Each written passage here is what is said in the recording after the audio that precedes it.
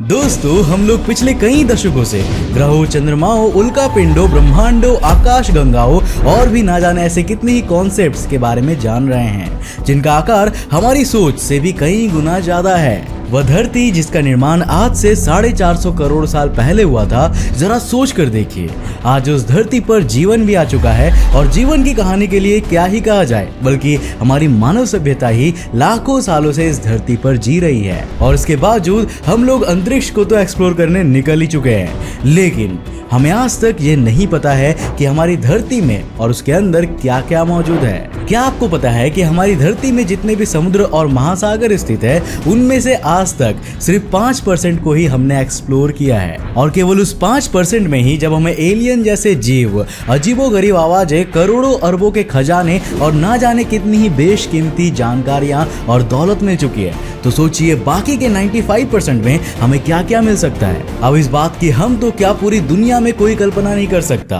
अब देखो, किसी ग्रह की ऊपरी सतह को देखकर तो उसका अंदाजा लगा पाना बहुत आसान होता है। और अगर आप में से कोई भी थोड़ा सा भी स्पेस एंथुसियास्ट होगा, तो एक बार किसी भी ग्रह की कॉस्मिक तस्वीर को देखने के बाद आप ये आसानी से बता देंगे कि उस सेलेस्टियल बॉडी की टोपोग्राफी किस तरीके की है या वो कैसी दिखती है। लेकिन यार, असली रहस्य शुरू होता है उसकी सतह के अंदर, यानी कि उसके मेंटल और कोर के हिस्से में। हम लोगों ने आज तक ग्रहों की ऊपरी सतह को तो बहुत एक्सप्लोर किया है और उसको लेकर बहुत सारी हाइपोथेसिस और थियरीज बनाई है, लेकिन आज के इस वीडियो में हम आपको सौर मंडल में उपस्थित सभी ग्रहों और बेसिक कॉस्मिक बॉडीज के इंटरनल जियोग्राफी से रूबरू कराने वाले हैं। तो हेलो गाइस, मैं हूं कौशिक और चलिए पता करते हैं कि आखिर सौर मंडल के सभी ग्रहों के अंदर क्या क्या मौजूद है। दोस्तों, शुरुआत करते हैं हमारे सौर मंडल को आकार देने वाले सूरज से, जिसकी ग्रेविटेशन फोर्स की वजह से ही आज सोलर सिस्टम एग्जिस्ट कर रहा है। चूंकि सूरज एक स्टार है, इसीलिए उसका ज्यादा से ज्यादा हिस्सा सिर्फ हाइड्रोजन और हीलियम जैसी गैसेस और प्लाज्मा से मिलकर बना है। अब बात करें अगर सूर्य की सतह के अंदर वाली जगह की, तो एनालिसिस के अनुसार सूरज की रेडियस का तकरीबन 25% हिस्सा सिर्फ उसका कोर ही ऑक्युपाई करता है। और सूरज के कोर को पूरे सौर मंडल की सबसे गर्म जगह मानी जाती है, जिसका तापमान तकरीबन 2 करोड़ डिग्री सेल्सियस से भी ऊपर होता है। अब सूरज के इसी कोर में न्यूक्लियर फ्यूजन के चलते लिमिटलेस हाइड्रोजन हर पल हीलियम में परिवर्तित होती जा रही है। अब इस पूरे प्रोसेस के बाद इतनी ज्यादा एनर्जी रिलीज हो जाती है कि उस एनर्जी को कोर को एस्केप करने में तकरीबन 1,70,000 सालों का समय लग जाता है। इन शॉर्ट, इस समय हम लोग यहाँ धरती से जिस सोलर एनर्जी को विटनेस कर रहे हैं ना, वो 1,70,000 साल पहले ही उसके कोर से ओरिजिनेट हो चुकी होगी। अब इतना टाइम लगाने के बाद गैसेस और प्लाज्मा सूर्य की सबसे बाहरी विजिबल लेयर पर आती है, जिसे फोटोस्फीयर कहा जाता है। और ये फोटोस्फीयर तकरीबन 500 किलोमीटर मोटी परत की होती है, जिससे आप उसके अकल्पनीय आकार का अंदाजा लगा सकते हैं। अब इस फोटोस्फीयर में कुछ हजार साल और ट्रैवल करने के बाद फाइनली ये प्लाज्मा और सोलर फ्लेयर्स सूरज की विजिबल बॉडी से बाहर निकल जाते हैं और सोलर विंड के रूप में पूरे सौर मंडल में फैल जाते हैं। और कुछ इस तरह दिखती है हमारे सूरज की इंटरनल टोपोग्राफी। अब सूरज के बाद चलते हैं सूरज के सबसे करीबी ग्रह मरकरी की ओर, जो डेंसिटी के मामले में धरती के बाद पूरे सौर मंडल का डेंसेस्ट प्लैनेट है। रिसेंट स्टडीज में यह पाया गया था कि मरकरी में पूरे सौर मंडल के मुकाबले सबसे ज्यादा आयरन पाया जाता है, जिसकी वजह से यह अनुमान लगाया जाता है कि शायद मरकरी का इनर मोस्ट कोर भी लिक्विड नहीं बल्कि हार्डली सॉलिड है और उसके चारों तरफ आउटर कोर और मेंटल लिक्विड फॉर्म में है। अब मरकरी इतना छोटा ग्रह है कि उसकी क्रस्ट भी हद से ज्यादा पतली है, जिस वजह से मरकरी के एटमॉस्फेयर को होल्ड करने की कैपेसिटी वैसे भी बहुत ही कम है। और बाकी जितना एटमॉस्फेयर वो होल्ड भी कर पाता है, उसे तो सूरज से आने वाली सोलर विंड्स उड़ा ही ले जाती है। अब यार, यहाँ गर्म हवाओं की बात चल रही है, तो सौर मंडल के सबसे गर्म ग्रह वीनस पर आ जाते हैं, जिसका औसतन तापमान ही 450 डिग्री सेल्सियस के बराबर आंका जाता है। अब इस वीनस के साथ आंतरिक तौर पर बड़ी अजीब सिचुएशन है, जहां अंदर तो वीनस के पास धरती के ही जैसा एक मोल्टेन कोर है, तो वहीं कोर के चारों तरफ वीनस का मेंटल इतना पथरीला है और सॉलिड है कि जैसे मानो मेंटल ना होकर वो कोई ठोस जमीन हो। वैसे तो वीनस की सतह भी 5 से 8 किलोमीटर मोटी ही होती है, लेकिन इसके अलावा इसके वातावरण में 93% कार्बन डाइऑक्साइड और 3% नाइट्रोजन होने के साथ साथ ऐसी भयानक गैसेस मौजूद है कि किसी का वीनस पर 1 मिनट भी गुजारना असंभव के बराबर माना जा सकता है। अब दोस्तों, इसके बाद आता है वो ग्रह जिस पर बैठे बैठे आप इस वक्त इस वीडियो को देख रहे हो, यानी कि हमारी प्यारी धरती माता। अब धरती के अंदर क्या क्या है ये तो हम अपने क्लास 3 से ही पढ़ते चले आ रहे हैं। धरती के ऊपर की ठोस सतह क्रस्ट होती है, इसके नीचे मेंटल, फिर इसके नीचे आउटर कोर और फिर इसके अंदर होता है इनर कोर। और इन आउटर कोर और इनर कोर के बारे में हम लोग इतनी ढेर सारी बातें कर चुके हैं कि उनके बारे में बताने से आप सब दोबारा बोर ही हो जाएंगे। तो चलिए इसीलिए अपनी धरती को अलविदा कहते हुए उस ग्रह पर चलते हैं जिसमें हम आने वाले समय में एक नई धरती का निर्माण करने वाले हैं, यानी कि हमारा प्यारा मंगल ग्रह।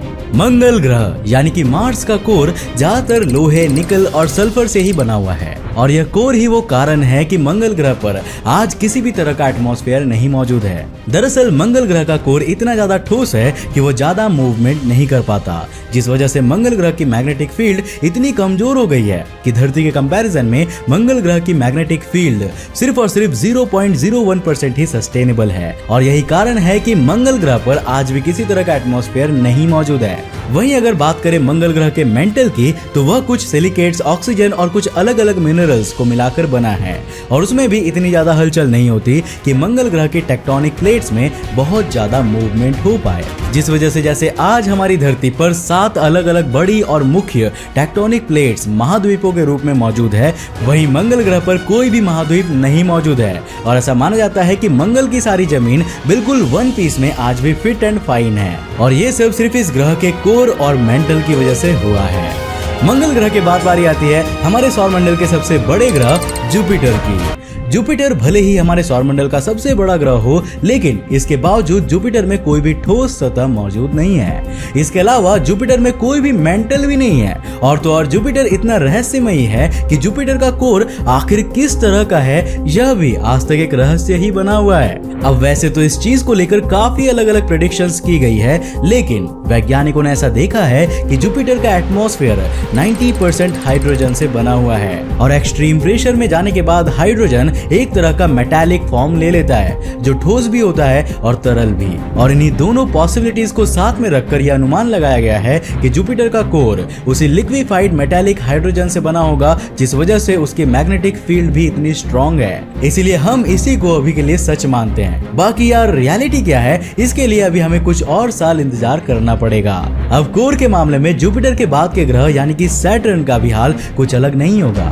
भले ही इसमें कोई दो राय नहीं है कि सैटर्न हमारे पूरे सौरमंडल का सबसे कम घनत्व वाला प्लैनेट है, लेकिन इसके अलावा इस तथ्य को भी टाला नहीं जा सकता कि सैटर्न भी जुपिटर की तरह ही पूरी तरह गैस का बना हुआ है, जिसमें सबसे ज्यादा शेयर हाइड्रोजन और हीलियम का ही है। और सैटर्न के केस में भी यही कंडीशन सेटिस्फाई होती है कि जितना ज्यादा आप सैटर्न के सतह में अंदर की ओर जाते जाएंगे उतना ही एक्सट्रीम सैटर्न का प्रेशर होता जाएगा, जिस वजह से यह अनुमान लगाया जाता है कि जिस हिसाब का कोर जुपिटर का होगा वही कोर या उसी के समतुल्य कोर सैटर्न का भी होगा, यानी कि अभी के केस में लिक्विफाइड मेटालिक हाइड्रोजन से बना हुआ। अब दोस्तों इसके बाद आता है हमारा पहला बर्फीला ग्रह यानी कि गैस जायंट यूरेनस, जिसका कोर भले ही सॉलिड हो, लेकिन इसके बावजूद यूरेनस के कोर का तापमान ज्यादा से ज्यादा 5000 डिग्री सेल्सियस के बराबर ही होता है। इसके अलावा इस कोर को चारों तरफ से यूरेनस का मेंटल भी घेरे हुए है जो पूरी तरह बर्फ से बना हुआ है। अब जो लोग इस बात को सुनकर खुश हो रहे होंगे उन्हें मैं बता दूं कि ये बर्फ वो बर्फ नहीं है कि आपने बस पानी को फ्रिज में डाला और बर्फ बन गई, बल्कि यह बर्फ अमोनिया, मीथेन और पानी के साथ मिली ऐसी खतरनाक बर्फ है कि ज्यादा देर तक इसके संपर्क में रहने से आपकी दर्दनाक मौत भी हो सकती है। इसके अलावा इसके ठंडे तापमान को झेल पाना हर किसी के बस की बात नहीं है और इसीलिए यूरेनस को आज तक सबसे कम एक्सप्लोर किया गया है, क्योंकि यार इसको एक्सप्लोर करने के लिए किसी स्पेसक्राफ्ट को भी इसके पास से गुजरना काफी रिस्की स्टेप माना जाता है। अब दोस्तों हम आ चुके हैं हमारे सौरमंडल के सबसे आखिरी ग्रह के पास, जो है श्रीमान नेपच्यून, जिसका कोर बड़ी ही मजबूत धातुओं से बना है और वो सारी धातुएं इतनी भारी है कि अकेले नेपच्यून का कोर ही 1.2 धरती के वजन के बराबर होती है।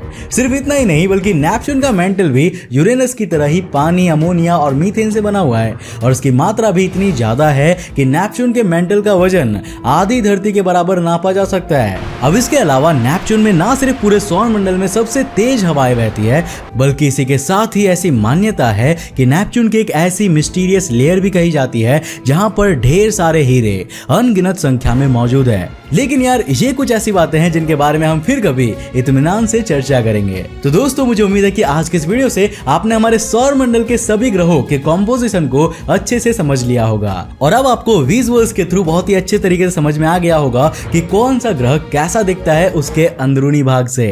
तो दोस्तों अगर आपको ये वीडियो पसंद आया तो इसे लाइक करने के साथ साथ अपने फ्रेंड्स और फैमिली के साथ शेयर करना मत भूलना और जाते जाते मेरे एक सवाल का जवाब भी देते हुए जाना कि हमारे सौरमंडल का वो कौन सा ग्रह है जिसकी महक सड़े हुए अंडे की तरह लगती है। नीचे कमेंट सेक्शन खुला है, फटाफट इस सवाल का जवाब लिखो। तो दोस्तों अगर आप नए उस चैनल पर और ऐसे इंटरेस्टिंग वीडियोस को देखना चाहते हो तो इस चैनल को सब्सक्राइब करने के साथ साथ नोटिफिकेशन बेल ऑन कर देना ताकि आप देख सको हमारे वीडियो सबसे पहले। तब तक के लिए बाय, जय हिंद।